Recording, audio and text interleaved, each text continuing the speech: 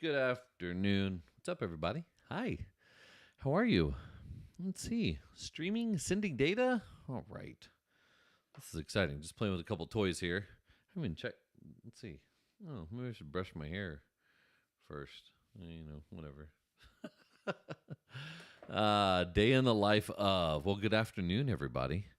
Hi, I hope you're doing well. It is June 26, 2024. This is Waves with Wireless Nerd. I'm Drew, the Wireless Nerd, and I've been sitting in this room a lot, having so much fun, just creating stuff and playing with stuff and ripping apart Raspberry Pis. And I got this new toy this week that I've been playing with, and it's a lot of fun. Look at this thing, like the Epic. Ooh, there we go. The Epic Solutions. Look at this little scanner for 4G and 5G. So. Folks at fine folks at IB Wave have sent me their latest device here to mess with, to do some signal scans and to do some analysis of 4G and 5G. So I'm having a really good time with this. It's always fun to get new toys, and it's always good to play with them. So look for a review coming up. It's great packaging. It was sent over in a really cool little hardened case. Comes with a couple of antennas on there, and it's got a little sticky, so it sticks right on the back of this tablet that they sent. So good times to come. I'm excited. I think it'll be great. Let's see. What else we got going on today? I hope everybody's well. I got a little bit of FOMO. I don't know why. I still get FOMO for some trade shows here and there. And this week is the High Tech Conference in Charlotte. And a lot of people from the hospitality industry are out there. So hello to everybody at High Tech. I hope you're having a great time. That's a show that I truly, truly love. I always have a great time going out there, talking to everyone in the hospitality space who are interested in moving forward with any type of technology. So MDUs and hotels and people that are, like Airbnb type of people that are looking for, multiple rentals. High Tech is such a cool show where they bring together all this great technology. They stick it all under one roof. And usually there's some really interesting things that come out of it, some nice tidbits of information, if you will. So I'm monitoring it, trying to see what I can find out. I'm just going to do a quick search. Shoot from the hip here. Let's see what happens on posts for High Tech. Let's see what's trending on LinkedIn. Well, Wincom is there. That's cool. Saw a picture of Aaron Savvy, an old friend. I worked at Wincom for a little while. Got to see him on there. That was pretty neat to see. So Wincom is definitely there. Who else is out there? Enceo is out there.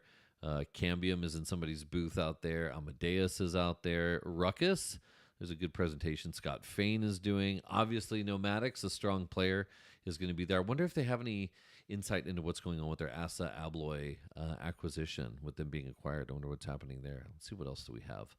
A big showing by the Open Wi-Fi team. Saw that. That's pretty neat. So anyway, not Worldview's there. See those guys? Machine Q. This tells you what's on my news feed, right? It's filled with these guys. Fresh Air. I wonder what Fresh Air does. Let's see. Does your property pass the sniff test? Ooh. See, you always find the most random things out there.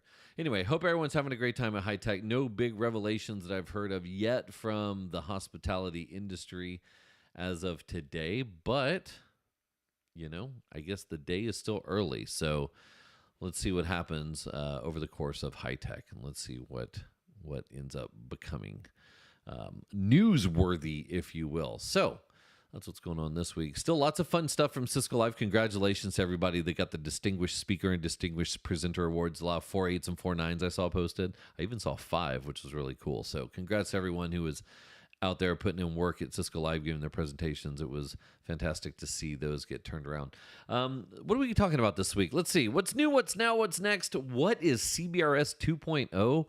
We touched on this a little when the announcements first went out, but CBRS 2.0 is what's being heralded. Basically, they changed the way that they do propagation for CBRS, and it ended up opening up a lot of space for about 72 million different users who could be affected by this. By the end of 2023, there were 370,000 active CBRS devices, or referred to as CBSDs, transmitting in the United States, with more than 1,000 entities operating CBRS networks. So it's great to see those grow.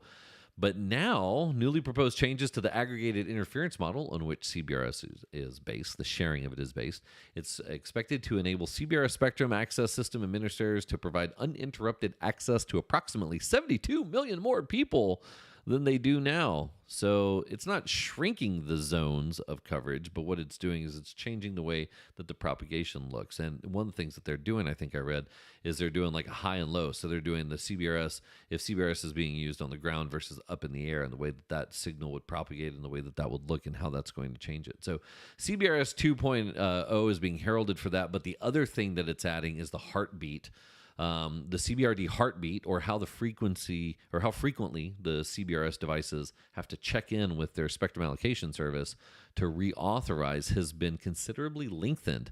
Some CBSDs, this is according to RCR Wireless, one of my favorite wireless news sources, some CBSDs went from having to check in every 5 minutes to once every 24 hours, even within protected zones, depending on which part of the band they were operating in. An enormous dynamic protection area that extends nearly 300 kilometers from Nevada to the Pacific Ocean and included cities such as LA and Vegas and Bakersfield, was split into two, one for the air and one for the ground, in order to reduce the CBRS preemption for users on the ground. So that's kind of cool. So you've got a couple of DPAs that have changed. You've got the CBRD heartbeat. You've got the way the propagation was done. All in all, I don't think I'm missing anything there. All in all, CBRS 2.0, that's what that is. So pretty cool. I like CBRS. Big fan of CBRS, whether it's we're using outdoor to aggregate data from Wi-Fi nodes like we do in the city of McAllen, or using CBRS to do cell phone carryover service, private cellular. So still lots of fun stuff happening in that space. No big announcements from HPE.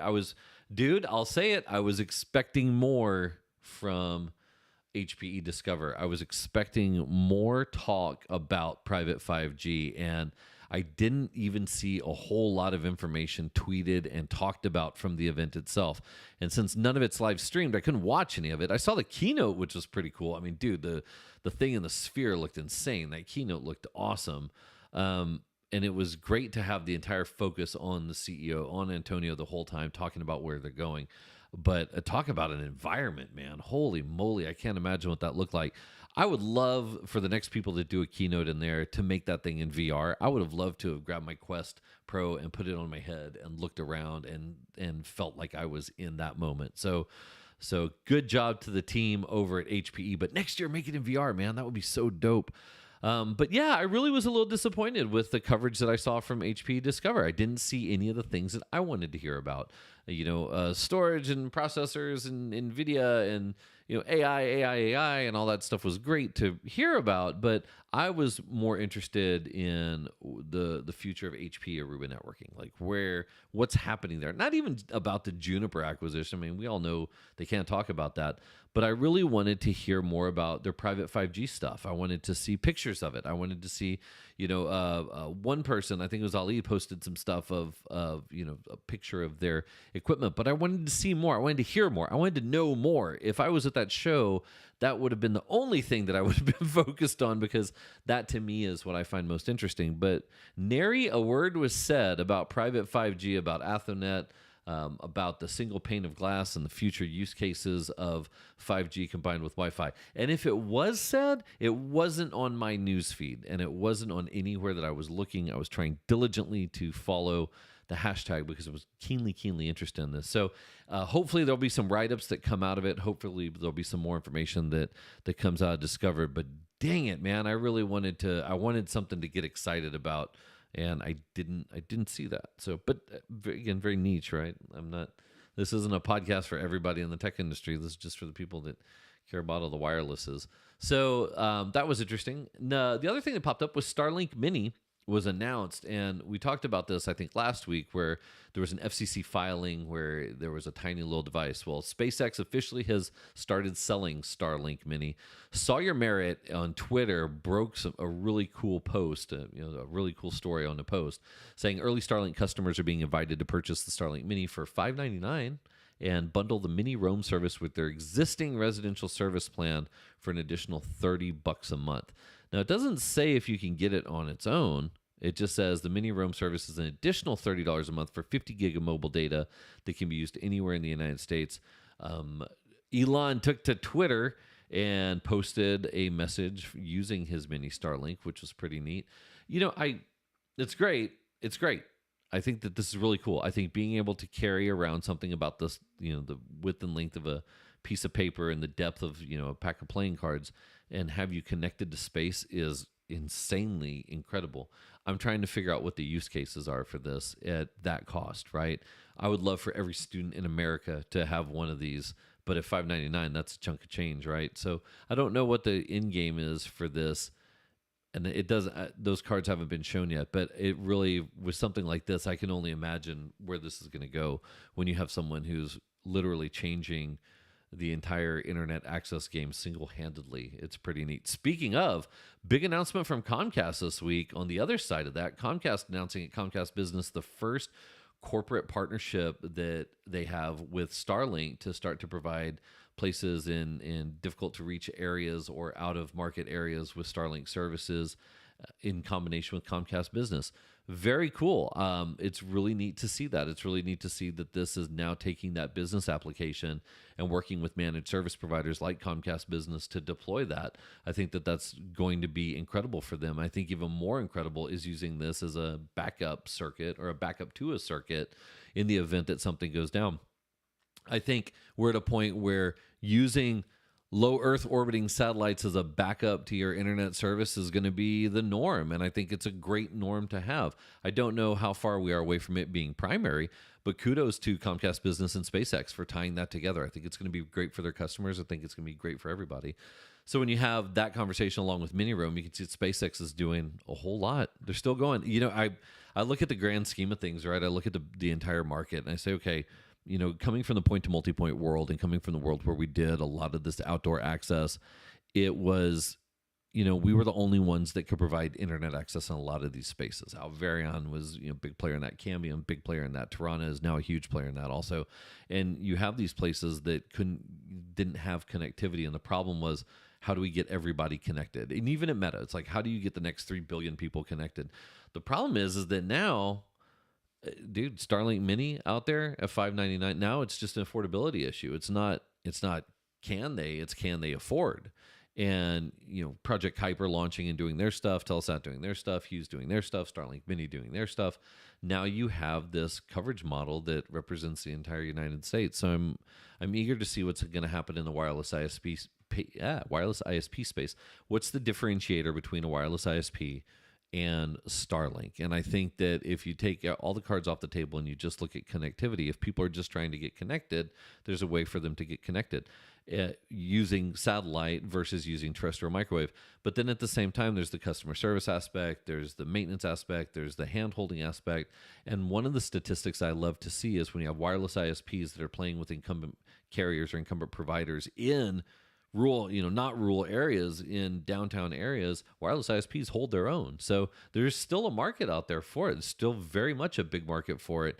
And I'm interested to see how much something like this is going to affect. We knew it was going to have some effect on it, but I'm interested to see over time how that's working out. So kudos to SpaceX for doing that. So I think it's cool, man. I mean, from a connectivity perspective, from a humanity perspective, I think it's pretty awesome. Speaking of awesome stuff, not awesome stuff. Microsoft Critical's vulnerability, CVE 2024-30078. This was an interesting one. If you have not updated Windows, if you still use Windows, make sure you update Windows. Microsoft has issued a warning about critical Wi-Fi vulnerability affecting all Windows versions, which allows attackers to gain remote control of their devices without physical access using Wi-Fi. How does it work? Well, you can send a packet to, I'm trying to get the deets down here, but basically you send the attacker, it doesn't require any special permissions to access the device's settings or files. Being in the proximity of the targeted devices is enough to exploit this. This is a pretty big deal that can affect all Windows PCs. Let me see, people talk about coffee shops, hotels, or even workplaces. As long as you're connected to the same Wi-Fi network in places like airports, coffee shops, or hotels, from there, hackers remotely run commands and gain access to a system, all without any interaction. This is the company's second highest severity rating for security vulnerabilities. So make sure that this is covered. Now, this all plays into a bigger conversation.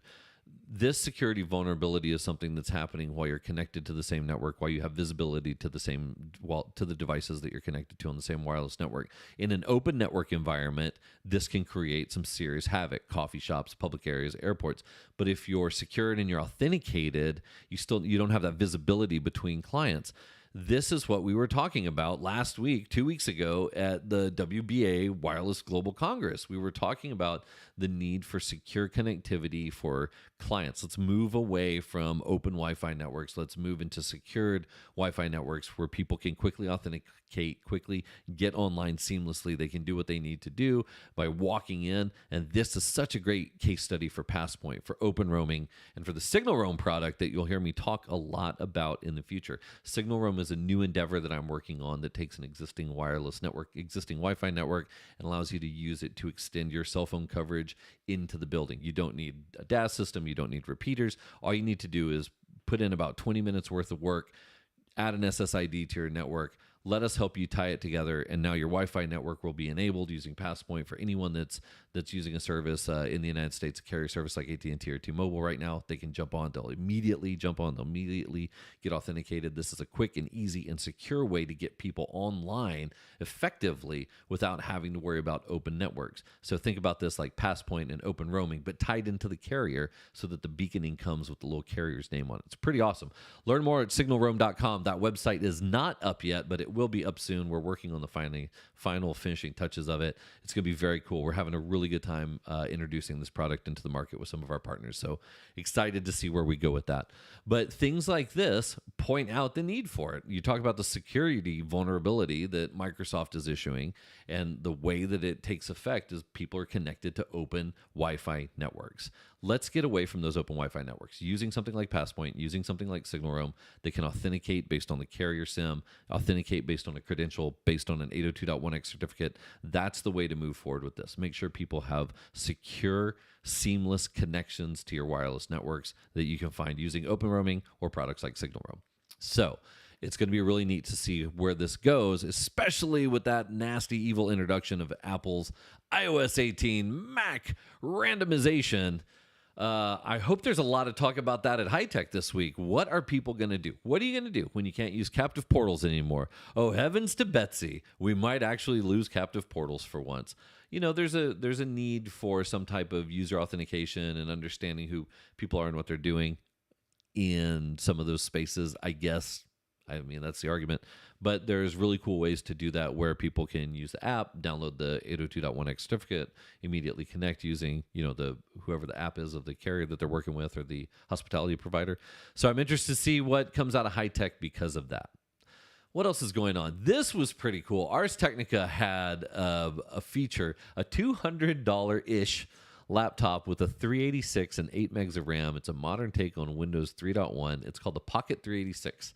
It supports external accessories, and it will just barely run Windows 95. So the Pocket 386, AliExpress has it up there. If you look it up, I'm trying to find it right now. I don't know if there's a good link that has this, but if you look at Ars Technica and look up the $200-ish 386 with 8 mega RAM, I kind of want to get one. I'm not going to lie, and see if I can run Windows 3.11, Windows 3.10 on it. It's got an ISA 16-bit port and an ISA 8-bit port. It's got PS2 VGA and an ISA GPO. It's got support for CF card, USB, and even a parallel port. Very cool. If anybody buys one of these, let me know. This sounds like a lot of fun. I just want to play that little downhill skiing game. I don't know. Something in me always makes me want to go back to Windows 3.1 and just have a machine running that all the time. What a world. I don't know, using a dial-up modem, I guess, using a Banyan Vines not even Ethernet, a Banyan Vines card. That's awesome. What else do we have? The Starlink connection, I already talked about that. Oh, this one was crazy. The UK heatwave could spark broadband and Wi-Fi blackouts across England. So this from the Birmingham Mail. A heatwave could trigger broadband blackouts with UK households warned to take action to avoid losing your Wi-Fi as temperatures rise. I was, clickbait. Drew's curious enough to click on that. Telecom expert Simrat Sharma told GB News that higher temperatures could have a detrimental impact on household gadgets like your Wi-Fi router. Okay. Ms. Sharma, who works for broadband comparison service USwitch, has warned that you need to be very wary of overheating gadgets anytime temperatures climb around 30 C. So for us in the United States, let me make sure I don't mess this up, 30 C in Fahrenheit is 86 degrees. I live in South Texas, Ms. I didn't get her last name, and it is usually over 86 degrees at any given moment. As a matter of fact, let's do a wonderful check of the weather here. It is 96 degrees and mostly sunny. My heat index has me at about 112 today, which is okay. Usually it's about 124. But, I've never worried about the health of my Wi-Fi router going bad. But then again, I have air conditioning, so I guess that helps out, right? So what are you going to do? Anyway, I think that's about all I got today, y'all. I wanted to make this a little short and sweet and just chit-chat about some of the things that are going on. I hope you're having a great week. I hope somebody got something out of HPE Discover that they were looking for. If you found anything that they were talking about with Athonet and with private 5G, please let me know. Point me to an article or a press release or whatever it is. I really wanted to learn more about it, and I wanted to see more chit-chat about it. I think there were some things that were talked about on a stage, but again, no live streaming, no way for anyone to know. And I wasn't there, so I'll just have to wait for people to report it to me. Anyhow, I hope you have a fantastic week. I think that's all I got. Let me know if you guys have any questions or if there's anything you want me to talk about next week. I've got some new product showcases coming up. I already mentioned one of them, Epic Solutions. This is the RF analysis and scanner that IBWave uses. And I get a package coming in the mail, some new toys that are coming in. Some of you may have seen it. Some of you may have not. But nevertheless, I get to play with some new stuff in the next couple of weeks. And I'm very excited about that. No big plans coming up for trips other than I'm going on a vacay. I'm going to go up to the Pacific Northwest. If you're in the Seattle, Portland area, let me know. I'll stop by and say hi. But otherwise, I hope y'all have a wonderful week. I will talk to you next week. Let me know if you have any questions. Until then,